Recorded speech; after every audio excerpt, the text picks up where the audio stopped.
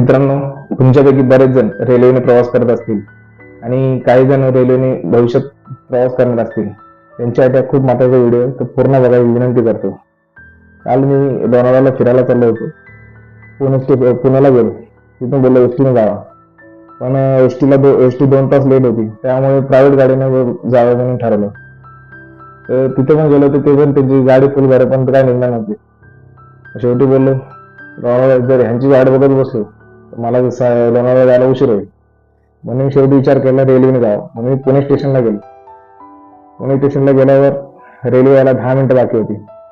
तर अचानक एका 8 ते 9 वर्षाच्या पोराने एका माणसाचा पाकीट मारला आणि तो पळू लागला.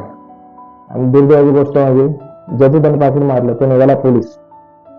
ते प्लॅटफॉर्मवर पळू लागला आणि पोलीस त्याच्या मागे पळू लागले, लोकही त्याच्या मागे पळू लागले. त्या बिचारा पोराने भीतीने, आता प्लॅटफॉर्म पळतो म्हटल्यावर लोक पकडणार, म्हणून त्याने भीतीने पटरीवर उडी मारली आणि पटरीवरून पळू लागला.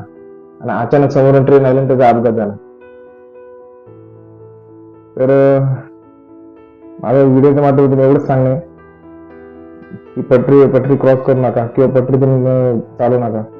आणि त्याचा व्हिडिओही आहे माझ्याकडे, तो व्हिडिओ तुम्हाला दाखवतो बघा.